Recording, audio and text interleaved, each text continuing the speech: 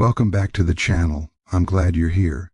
Today we drift back in time, far beyond modern medicine, beyond certainty, into the dark and fragile world of the 1300s, a time when a single sickness reshaped civilization, silenced cities, and forced humanity to confront death on an unimaginable scale. In this video we'll experience what it was truly like to live through the bubonic plague, not through dates and statistics, but through daily life, fear, survival, and endurance. Before we begin, take a moment to like the video if you enjoy deep, immersive history, share it with someone who loves long-form storytelling, and subscribe to the channel for more quiet, thoughtful journeys into the past. Now, settle in, and let's begin. Imagine waking up in the year 1348 before the sun is fully risen to a silence that feels wrong. The streets outside your home, usually alive with shouting merchants, animals, and footsteps, are quiet. Not peaceful, empty. The air that slips through the cracks of wooden shutters carries a bitter mix of smoke, rot, and something far worse, fear. Church bells begin to ring, slow and heavy, their sound stretching across the town like a warning. They are not calling people to worship. They are counting the dead. You step outside, and immediately you know something has changed forever. A cart creaks past you, its wooden wheels scraping against stone. Inside it lie bodies, men, women, children, stacked without ceremony. Some are wrapped in thin cloth, others exposed, their faces darkened, swollen, unrecognizable. No one follows the cart. No prayers are spoken. There are simply too many dead for that now.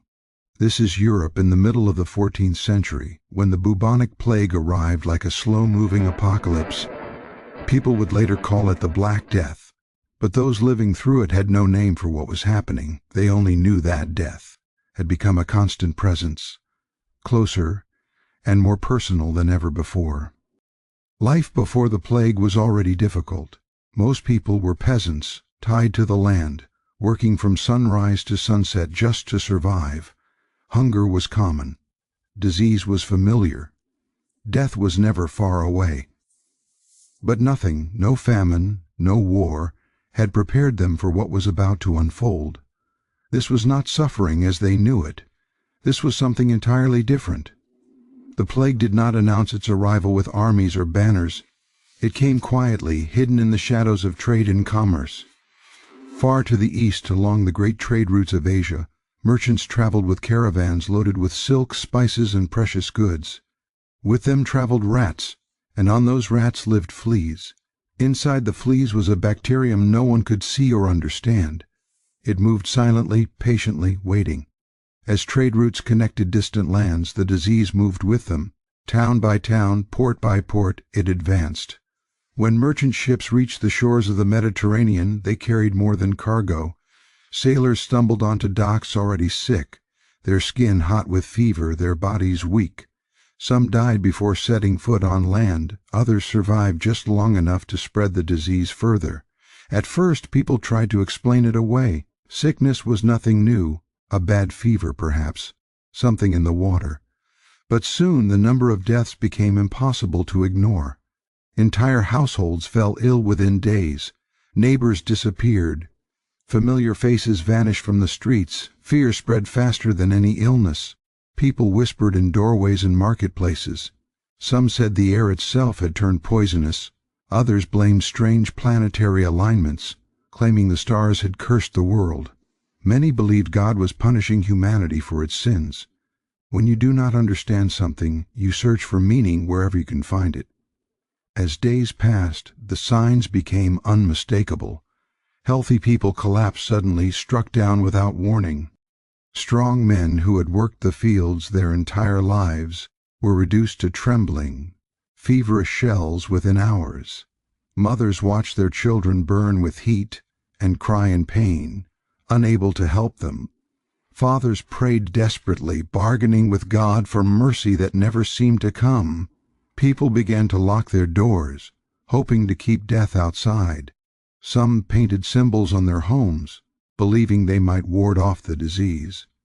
Others burned incense and herbs, filling their houses with smoke in the hope that foul smells would drive away whatever evil lingered in the air. None of it worked. The streets grew emptier by the day. Shops closed not because merchants chose to, but because they were dead or dying. Bakers stopped baking. Blacksmiths laid down their tools. Markets fell silent. Dogs and cats roamed freely, feeding on scraps and, sometimes, on the bodies of the dead. Ironically, killing these animals, believed by some to spread the plague, often made the situation worse, as it allowed rats to multiply unchecked. Rumors traveled faster than truth. Some said entire cities had been wiped out overnight. Others claimed the plague was unstoppable, that no one would survive. People spoke of ghost towns where doors stood open and no living soul remained. Each new story made the terror feel more real. For many, the most frightening part was how sudden everything felt. One day, life continued as it always had. The next, it was gone. There was no gradual adjustment, no time to prepare. Weddings were canceled. Harvests were abandoned. Long-term plans became meaningless. Survival was the only concern. Families faced impossible choices. When someone fell ill, should they stay and care for them, risking their own lives? Or should they flee, leaving loved ones behind to die alone? Many chose to run. Others stayed and paid the price. There was no right answer, only consequences. The wealthy often fled first. Those with money escaped cities for isolated countryside estates, believing distance would save them. Servants were sometimes left behind, locked inside homes or dismissed without protection. The poor had no such options.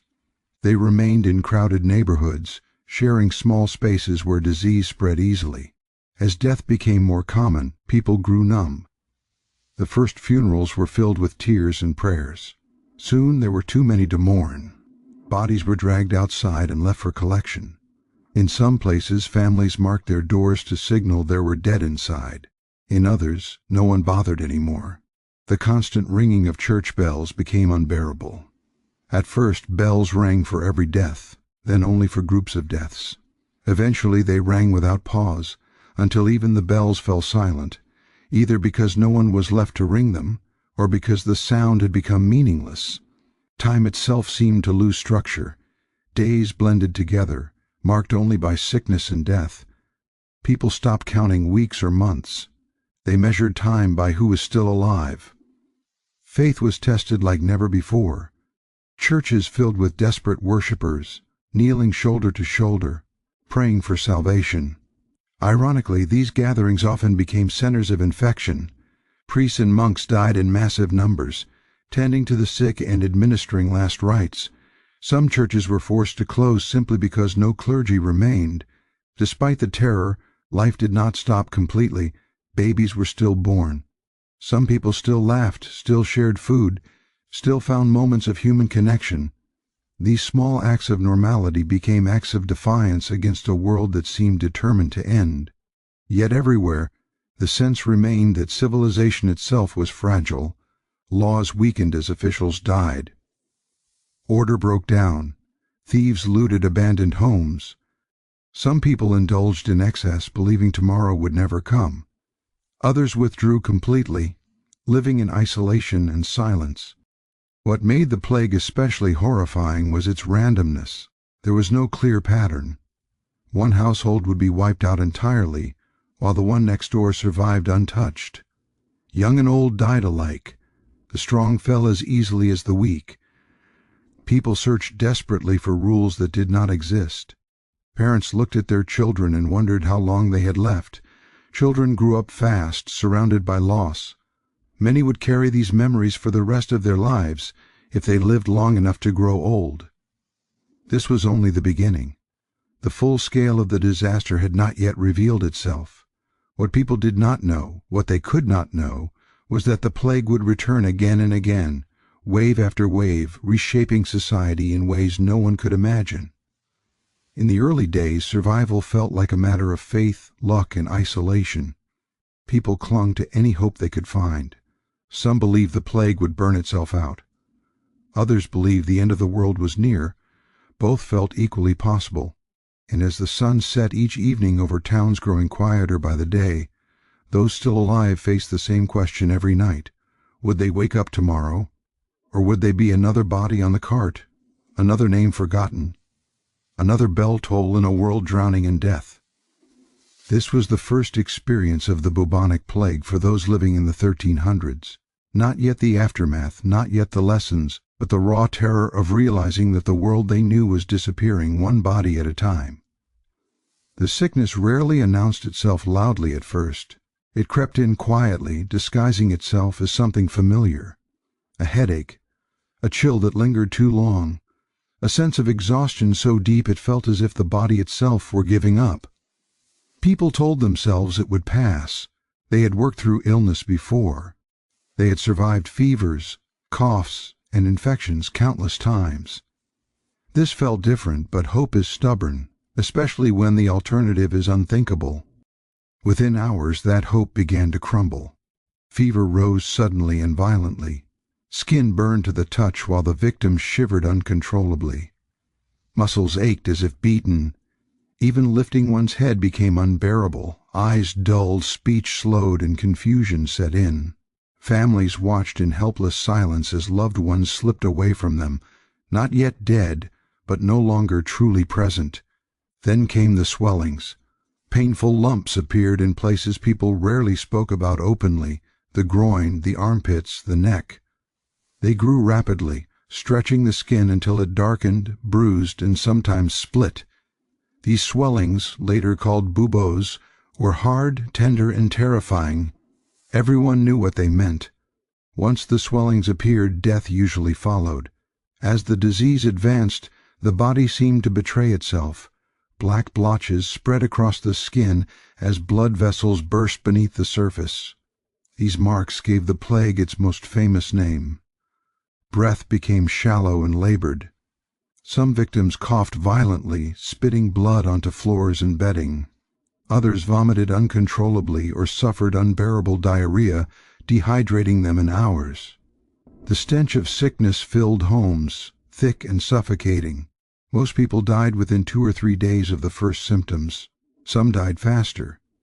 Very few survived once the disease had fully taken hold. There was no gradual decline, no time to adjust. One moment someone was alive, speaking, thinking, breathing. The next, they were gone. Families learned to read the signs with dreadful accuracy. A fever alone might still bring hope. The appearance of swellings crushed it. Mothers clutched their children and wept quietly. Husbands turned away, knowing what was coming but unable to accept it. Many prayed not for survival but for a quick death, believing prolonged suffering was worse than dying. Fear changed how people behaved toward one another. Compassion collided with terror. Caring for the sick often meant death for the caregiver. Families faced impossible choices. Should they tend to their loved ones, or should they protect themselves? Some stayed, holding hands until the end. Others fled, locking doors behind them, haunted forever by the memory of screams they chose not to answer. In crowded homes, isolation was impossible. Entire families fell ill together. Parents died first, leaving children alone with the dead. In some houses, everyone died within days. Doors remained closed, not as a sign of safety, but as silent tombs. Neighbors avoided these houses, afraid even to pass by. Doctors were summoned, though few trusted them. Medieval medicine was based on ancient texts and theories, not observation or experiment. Illness was believed to result from imbalances in bodily fluids or corruption of the air. Physicians examined urine, checked pulses, and consulted astrological charts. They prescribed treatments with confidence even as their patients continued to die. Bloodletting was common. Doctors believed removing blood would restore balance. Patients were cut or bled until they grew weak, often hastening death. Leeches were applied to swollen buboes. Poultices made of herbs, vinegar, or even crushed gemstones were smeared onto wounds. Some treatments were painful, others useless, all ineffective. The idea that something invisible could cause disease did not exist. People could not imagine bacteria, fleas, or microscopic life. Instead, they blamed what they could see or smell. Bad air, miasma, was believed to carry sickness. Fires were lit in homes and streets to purify the air. Incense burned constantly. People carried flowers or herbs in small bundles, hoping pleasant smells would protect them. Some treatments bordered on the absurd. Patients were told to sit in sewers or surround themselves with filth to overpower the disease with stronger smells. Others were advised to avoid bathing, believing open pores allowed sickness to enter the body. In desperation, people tried anything. As doctors failed, trust in medicine collapsed. Some physicians fled cities entirely, choosing survival over duty. Others stayed and died alongside their patients. Medical knowledge offered no protection. Education did not save lives. Panic spread rapidly. Rumors claimed the plague was contagious through sight, sound, or even thought. People avoided eye contact. They crossed streets to avoid others. Friends stopped visiting one another. Fear isolated people long before illness did. The sick were often abandoned. Some were forced out of their homes and left in the streets.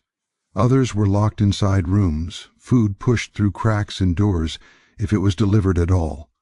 Bells or markers were placed outside houses to warn others away.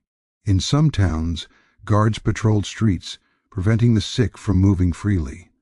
Hospitals, few and poorly equipped, were quickly overwhelmed. Beds filled immediately. Floors became resting places for the dying. The smell of death was constant. Staff fell ill and died.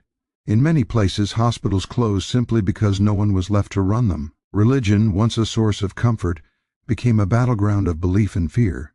Many believed the plague was God's punishment for humanity's sins. Sermons grew darker. Preachers spoke of judgment, hellfire, and repentance. People confessed sins openly, hoping forgiveness would spare them.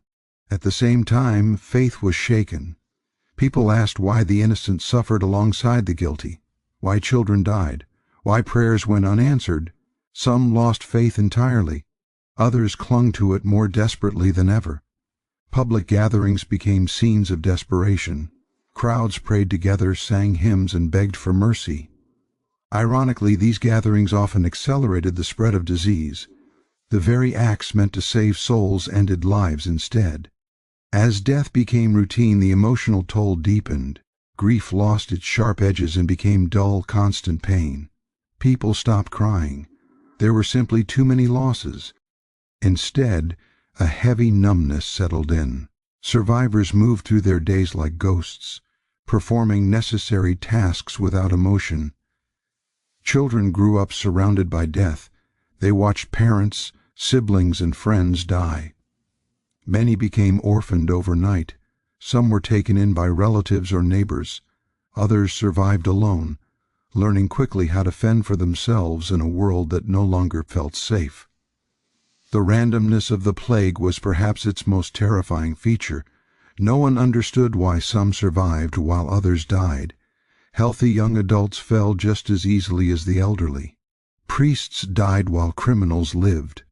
The plague respected no boundaries of class, gender, or morality. This unpredictability destroyed any illusion of control. People searched desperately for patterns, for rules that might save them. None existed. Survival felt like a cruel lottery, decided by forces beyond human understanding. As days turned into weeks, cities changed beyond recognition. Streets that once bustled with life were silent. Windows were boarded up.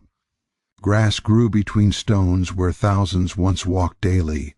Bells rang less often, not because death had slowed, but because there was no one left to ring them.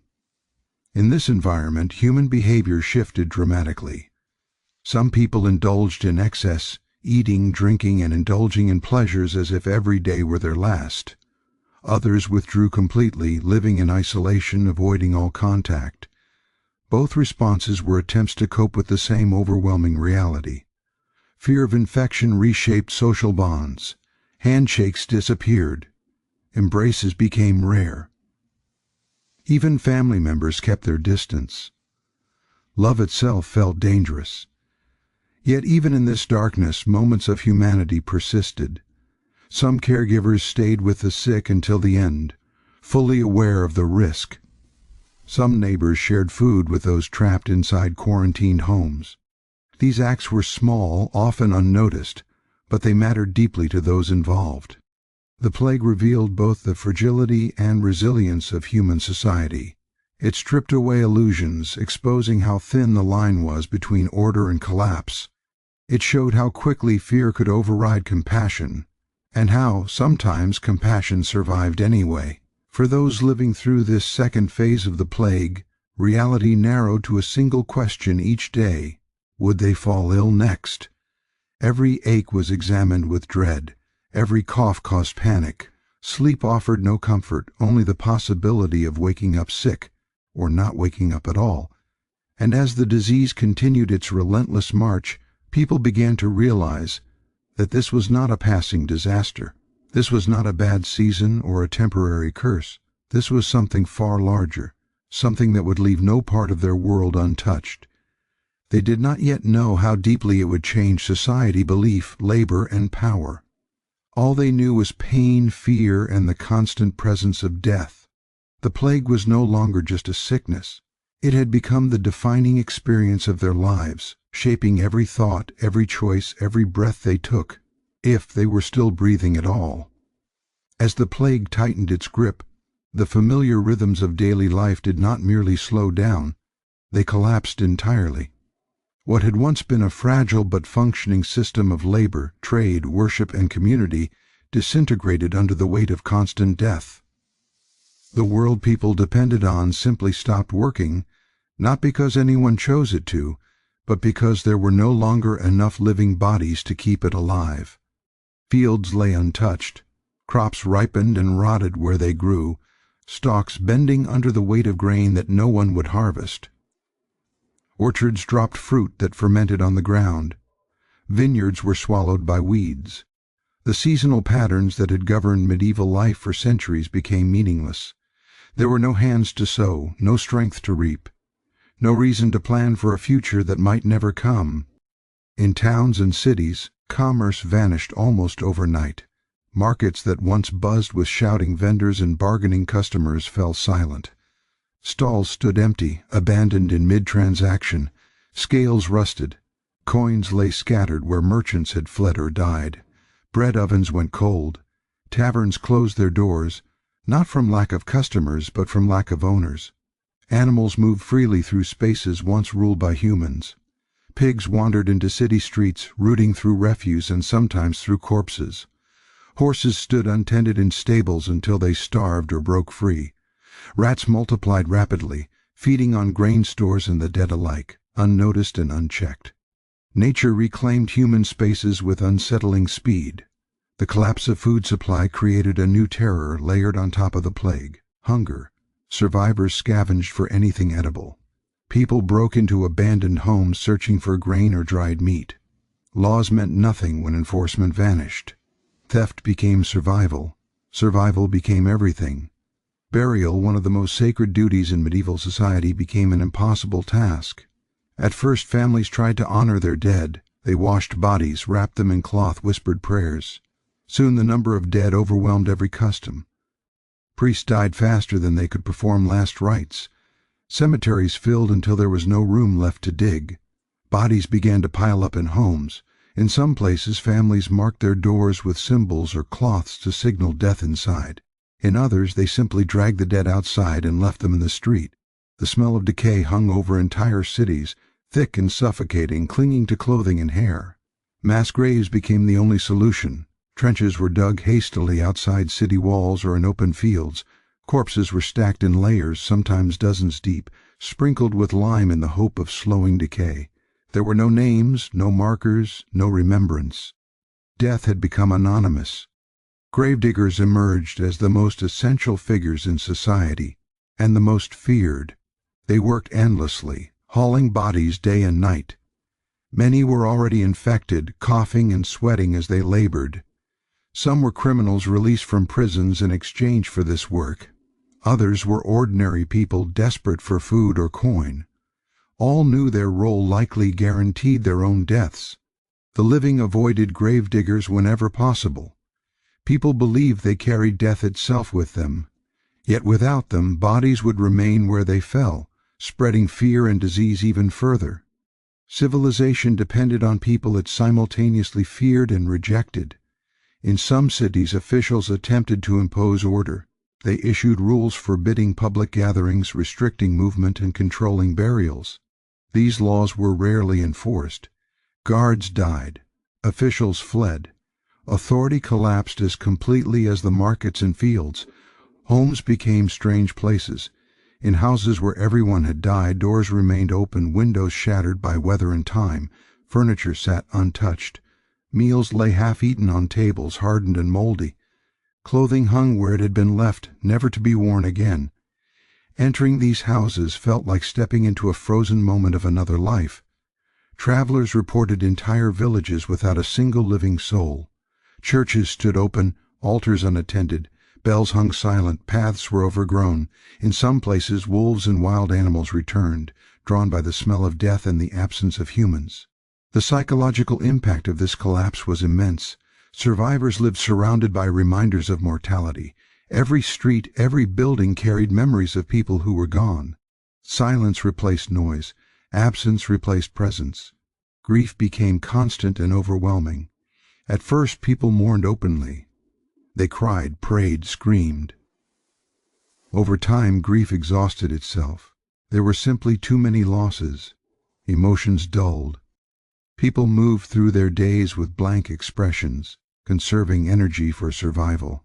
Children suffered in unique and devastating ways. Many were orphaned, sometimes watching their parents die before their eyes. Some were taken in by distant relatives. Others were abandoned entirely. Children learned quickly not to ask questions, not to expect comfort. They grew up fast or did not grow up at all. The bonds that held communities together frayed. Neighbors who had relied on one another now avoided contact. Doors stayed shut, trust eroded, fear reshaped relationships. Even kindness became dangerous. At the same time, traditional roles vanished. With so many men dead, women took on new responsibilities. They managed farms, ran shops, made decisions previously denied to them. Survival demanded adaptation. Regardless of custom or law, time itself seemed distorted. Without work schedules, festivals, or regular worship, days blurred together. People measured time by deaths rather than dates. Before the plague and after the plague replaced calendars. Religious life changed dramatically. Some churches closed entirely due to lack of clergy. Others remained open but nearly empty. Faith was not gone, but it was altered. Prayer became more personal, more desperate. Doubt spread quietly alongside belief. Moral boundaries shifted. Some people believed that if death was inevitable, nothing mattered anymore. They indulged in excess: food, drink, sex, violence, seeking comfort or distraction. Others became stricter, clinging to rules as a way to impose meaning on chaos. Crime increased in some regions, with law enforcement weakened or non-existent. Thieves looted abandoned homes and shops. In other areas, communities turned inward, protecting what little remained with ruthless determination. The idea of the future shrank. People stopped planning years ahead. Even months felt too distant. Survival was measured in days, sometimes hours. Long-term thinking seemed foolish when tomorrow was uncertain. And yet, beneath the collapse, something unexpected began to form. Survivors became aware of their value. Labor was suddenly scarce.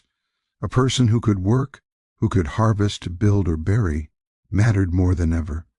Though this realization would take time to fully emerge, the foundations were already being laid. The plague stripped society to its bare bones. It removed layers of tradition, hierarchy, and assumption.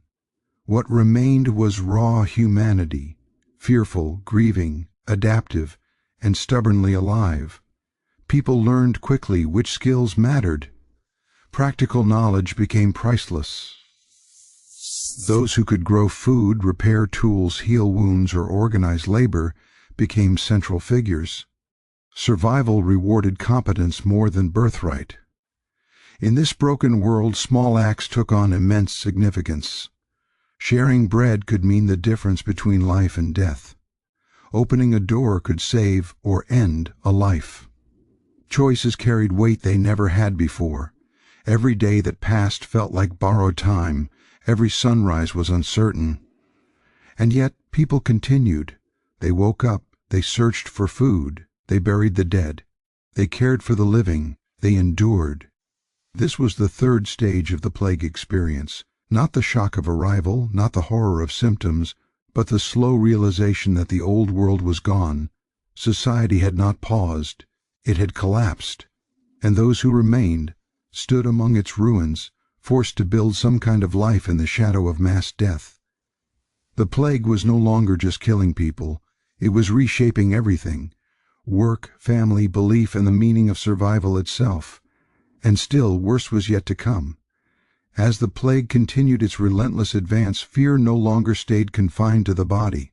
It spread into minds, beliefs, and communities, reshaping how people understood the world and each other.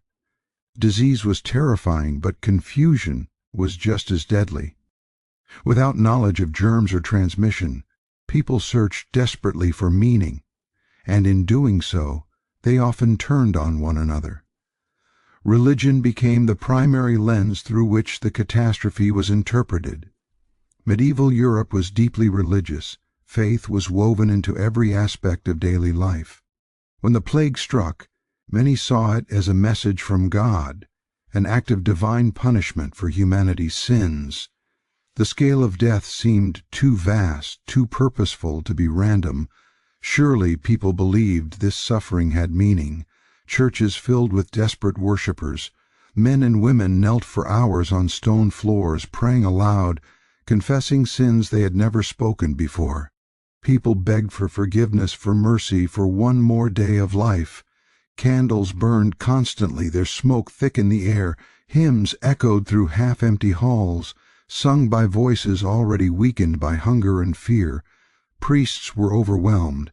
They moved from house to house administering last rites, blessing the dying, burying the dead. Many died doing this work, infected by the very people they tried to save. In some regions, entire clerical communities were wiped out. Churches were left without leaders, bells without ringers, congregations without guidance. As priests died, confidence in the church began to fracture. People asked questions they had never dared to ask before. Why were the faithful dying alongside the sinful? Why did prayer not protect children?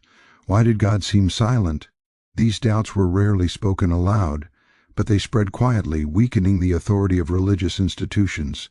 For some, doubt turned into radical devotion. If God was angry, they reasoned, then suffering must be the answer. Groups known as Flagellants emerged, moving from town to town in large processions. They marched barefoot through streets, stripped to the waist, whipping themselves until blood ran down their backs. They sang hymns of repentance, believing that public pain would appease divine wrath. Crowds gathered to watch these processions, some in horror, others in awe. Many joined them, convinced this was the only way to survive. Yet these gatherings became perfect breeding grounds for disease. The Flagellants unknowingly carried the plague from one town to the next, spreading death in the name of salvation. Church authorities eventually condemned these groups, seeing them as dangerous and heretical. But by then, the damage was done. Fear had already taken hold, and it was not limited to religious expression. As desperation grew, people searched for someone to blame.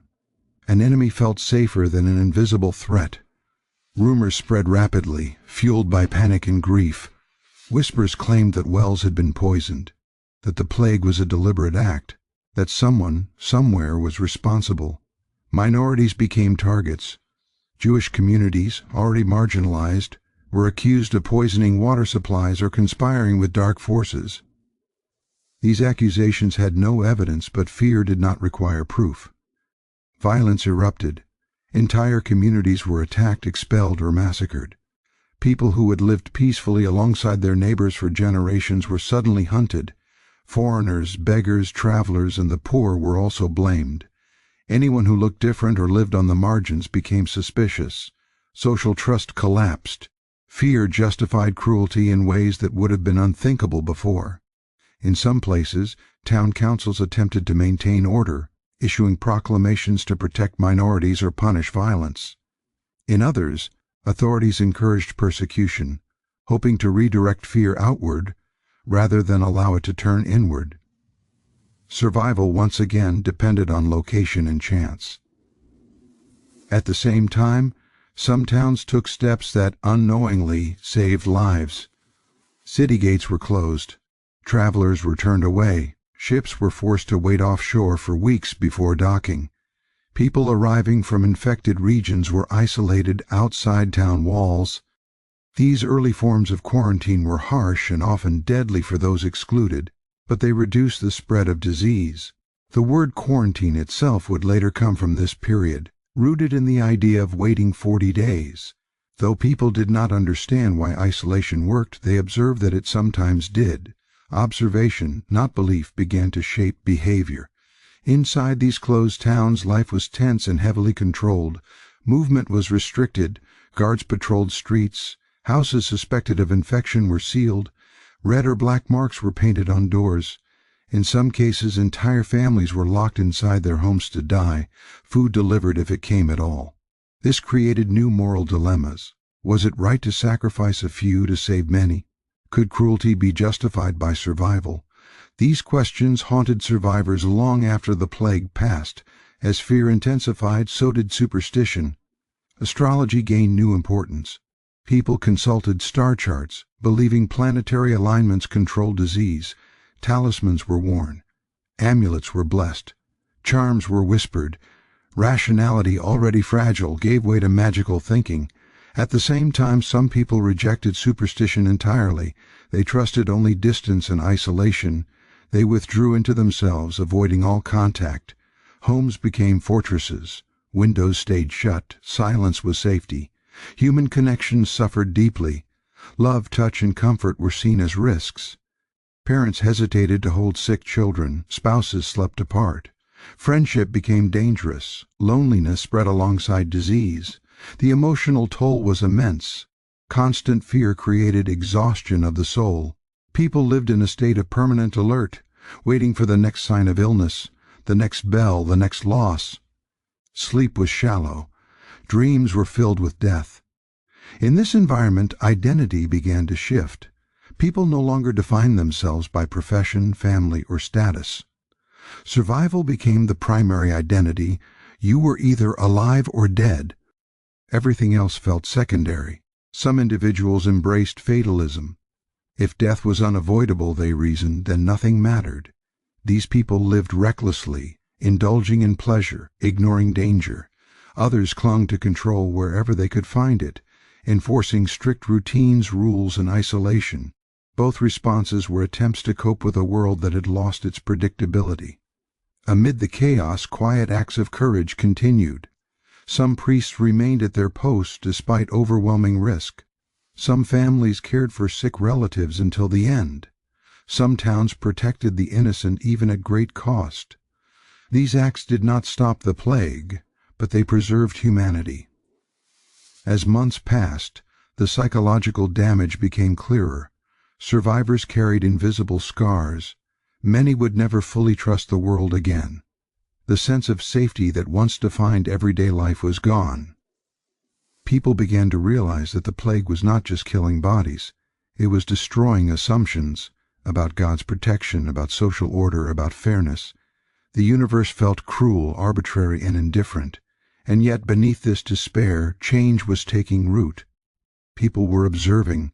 They were learning which behaviors increased survival. They were questioning old explanations. Though they did not yet have science, they were beginning to develop something equally powerful: skepticism.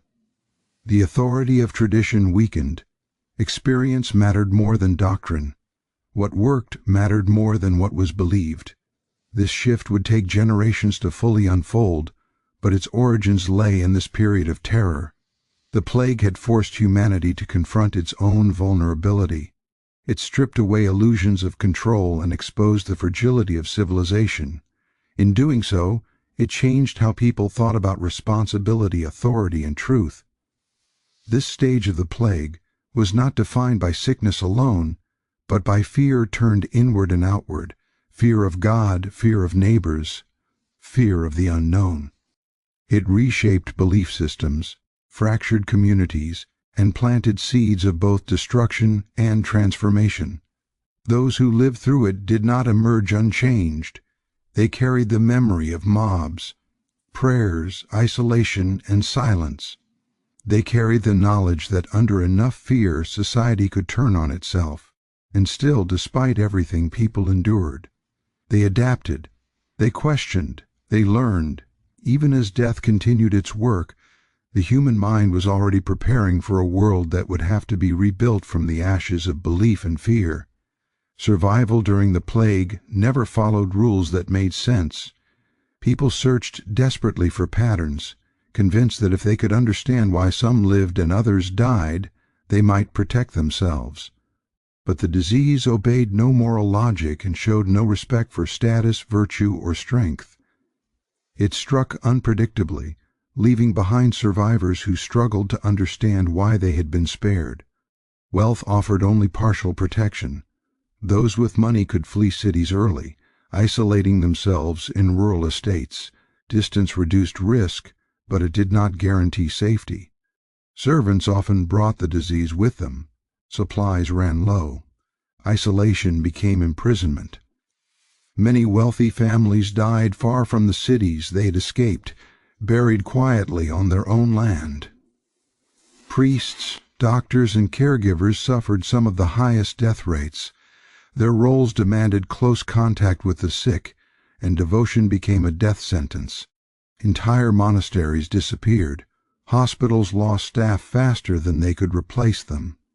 Knowledge and faith did not shield the body. Peasants lived crowded, difficult lives, yet some survived in greater numbers than expected. Years of hunger, exposure, and physical labor may have strengthened their immune systems, though no one at the time could understand this. Others survived simply because they lived in places the plague reached later or less intensely. Chance ruled everything. Children experienced the plague differently than adults.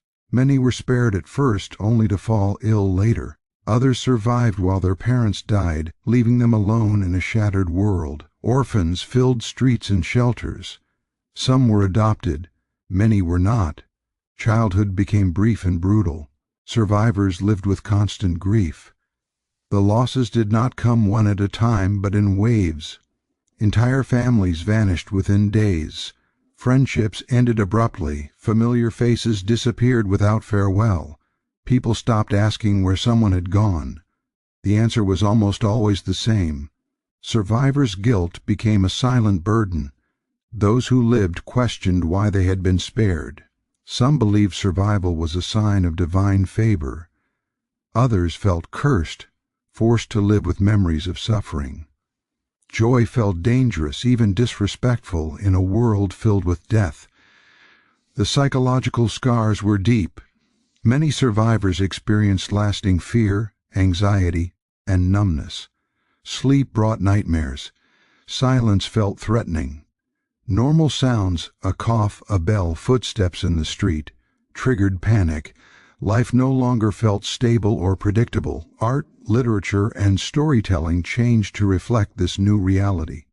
Death became a central theme. Paintings showed skeletons dancing with the living. Stories emphasized the fragility of life and the inevitability of the grave. Humor grew darker. Hope became cautious. The phrase memento mori, remember you must die, was no longer philosophical. It was practical advice. People lived with the constant awareness that life could end suddenly and without warning. This awareness shaped behavior in profound ways. Some people embraced pleasure with urgency. If death was always near, then enjoyment mattered more than restraint. Feasts, drinking, and indulgence increased in some regions. Moral boundaries loosened.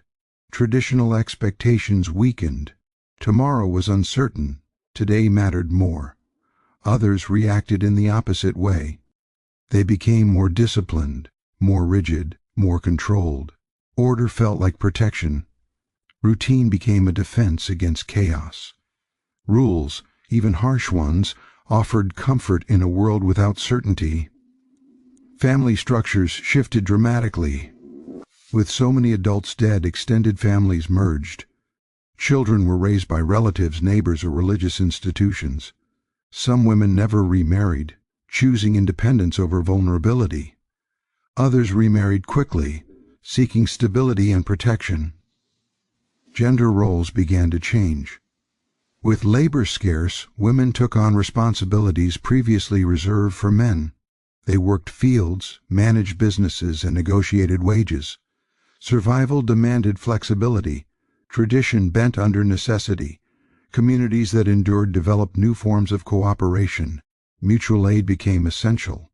People shared resources, protected one another, and enforced local rules to limit exposure. Trust was fragile, but where it survived, it saved lives. At the same time, distrust lingered. Many survivors never fully regained confidence in others. The memory of abandonment, locked doors, and isolation left lasting wounds. Community bonds had been tested to their limits and often broken. Religious belief emerged transformed. Some people became deeply devout, convinced that survival carried responsibility. Others distanced themselves from institutions that had failed them. Faith became more personal, less dependent on authority. The plague forced people to confront mortality directly. Death was no longer distant or symbolic. It was intimate, frequent, unavoidable.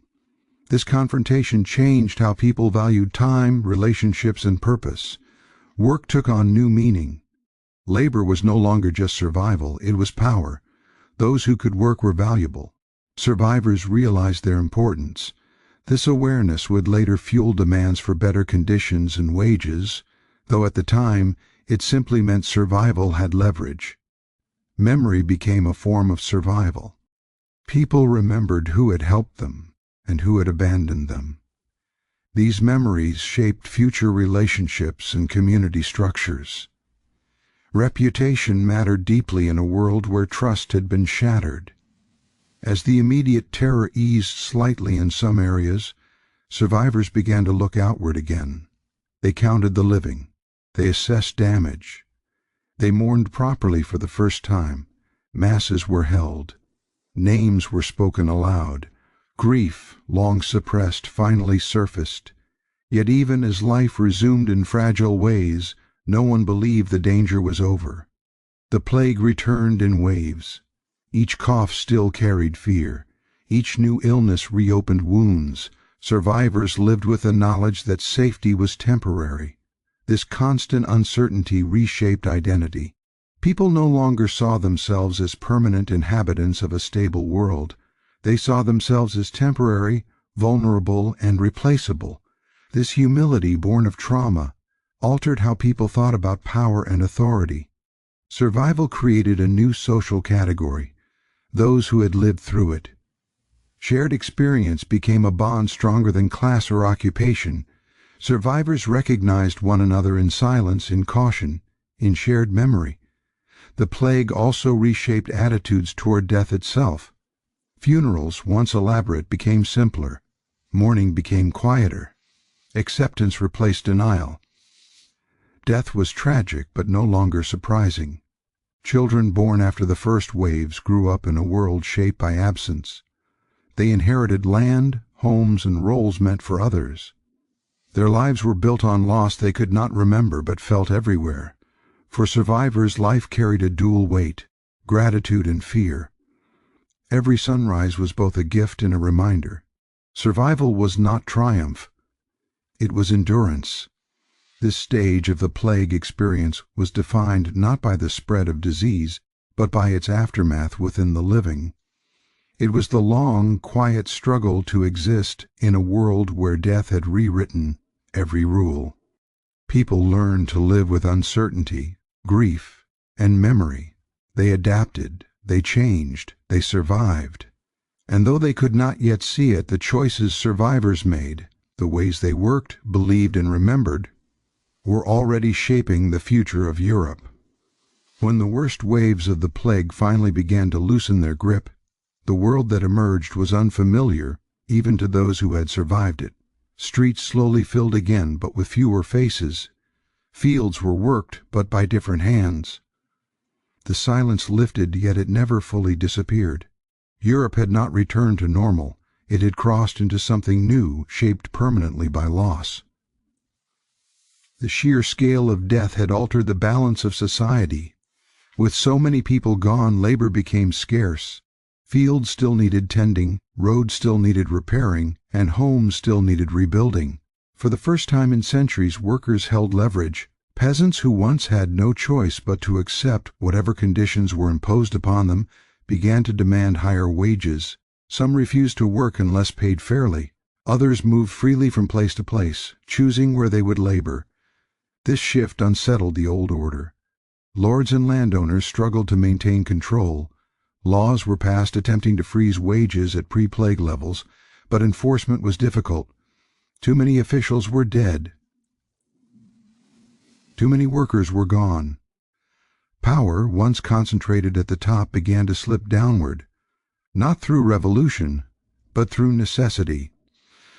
Serfdom, long a foundation of medieval society, began to weaken. Survivors realized they were no longer easily replaceable. The idea that one's position in life was fixed by birth started to crack. Though change was slow and uneven, the seeds of social mobility had been planted. Cities rebuilt themselves cautiously. Some neighborhoods were abandoned entirely. Others were reorganized. Buildings were constructed with more space, wider streets, and better ventilation, not because people understood disease, but because they had observed that crowded areas suffered most. Experience had become a teacher more trusted than tradition. Trade slowly resumed. Merchants returned, though routes had changed and markets were smaller. With fewer people, demand shifted. Luxury goods declined in importance, while practical items became valuable. Blacksmiths, carpenters, and builders found steady work. Skills mattered more than titles. Medicine, though still primitive, began to change its direction.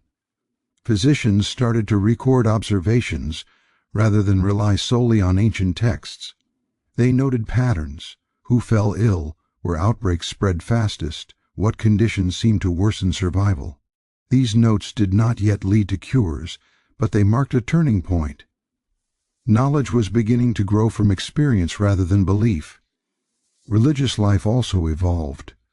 The authority of the Church had been shaken by its inability to protect the faithful. Some clergy emerged humbled, focused more on compassion than judgment. Others clung to rigid interpretations. Faith did not disappear, but it became more personal, less absolute. People questioned more openly. Why had some survived while others perished? Why had institutions failed? These questions lingered. Doubt became part of belief rather than its enemy. This quiet questioning would later fuel intellectual movements that reshaped Europe. Art and culture reflected this transformation. Themes of death remained, but they were joined by themes of rebirth, resilience, and the passage of time. Artists depicted not only suffering but survival. Literature explored human vulnerability and strength with new honesty. Creativity became a way to process collective trauma. Family structures adapted to new realities.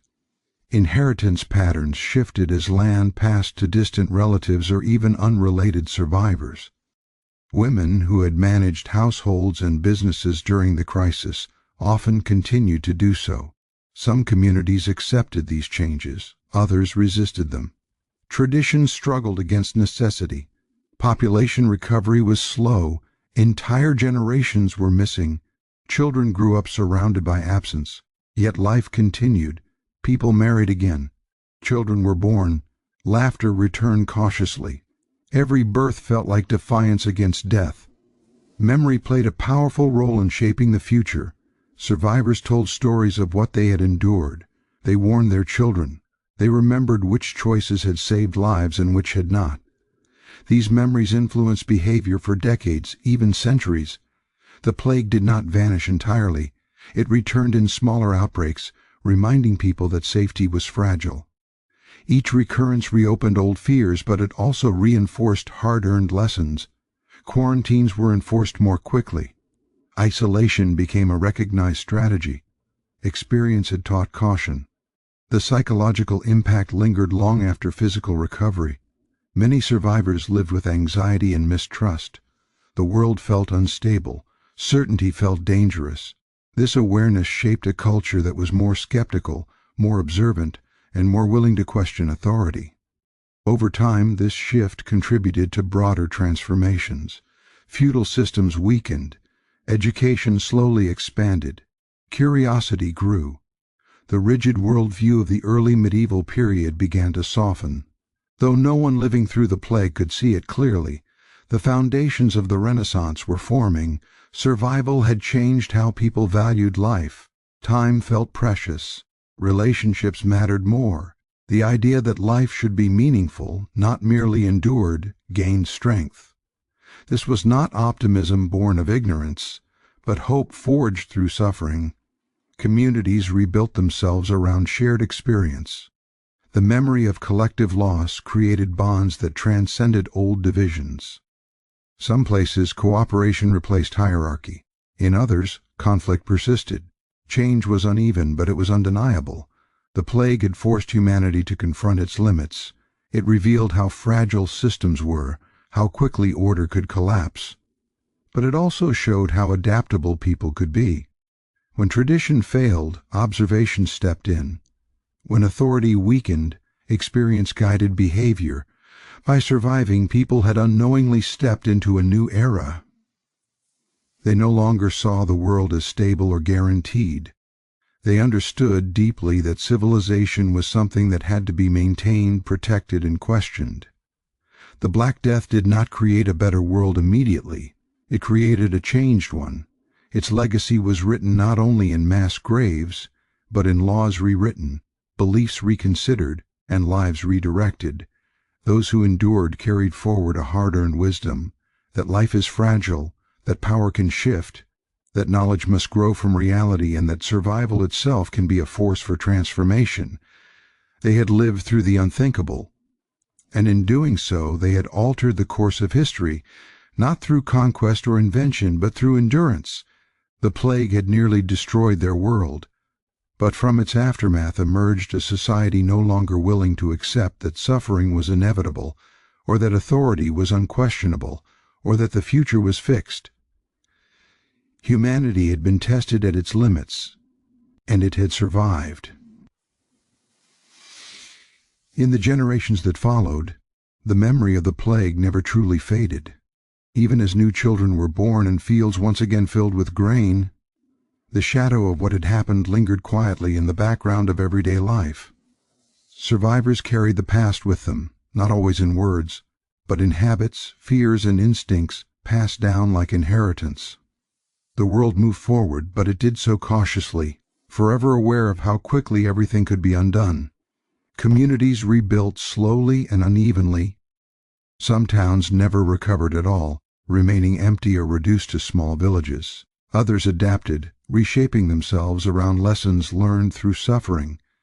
People paid closer attention to distance, cleanliness, and isolation, even if they could not explain why these things mattered.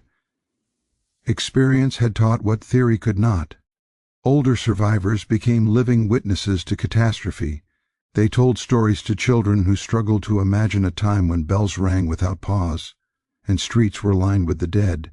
These stories were not always detailed. Often they were fragments, warnings about overcrowding, about strangers, about ignoring sickness. Fear lived between the lines. This collective memory altered how people thought about risk. Where earlier generations trusted routine and tradition, survivors valued caution. Travel was approached carefully. Outsiders were watched closely. Though trade and movement returned, they carried a new awareness of vulnerability. The plague also changed how people understood responsibility. Many survivors believed that survival came with obligation, to rebuild, to remember, to do better. Others rejected this idea, believing life owed them nothing and meaning was fragile. Both perspectives shaped culture in lasting ways. Education began to shift subtly. While formal schooling remained limited, curiosity grew. People wanted explanations rooted in observation. Why did disease spread faster in crowded areas? Why did isolation sometimes work?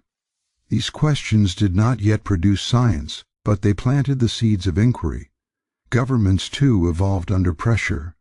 Authorities realized that ignoring public health had consequences. Though crude, early systems of record-keeping, inspection, and regulation emerged. Quarantine policies became more common during later outbreaks. These were imperfect and often cruel, but they represented learning. The relationship between rulers and the ruled continued to change. Survivors remembered how quickly order had collapsed when leadership failed. Trust in authority was no longer automatic. People expected protection, not just command. This expectation would later fuel resistance, reform, and rebellion. Economic shifts deepened over time. With labor still valuable, wages remained higher than before the plague. Skilled workers gained influence. Guilds strengthened. Opportunity expanded slowly beyond birthright. Though inequality persisted, it was no longer unquestioned. Women, having proven their capability during the crisis, continued to occupy roles once denied to them. Some communities accepted this out of necessity. Others resisted fiercely. But the idea that survival required flexibility had taken root and could not be fully erased.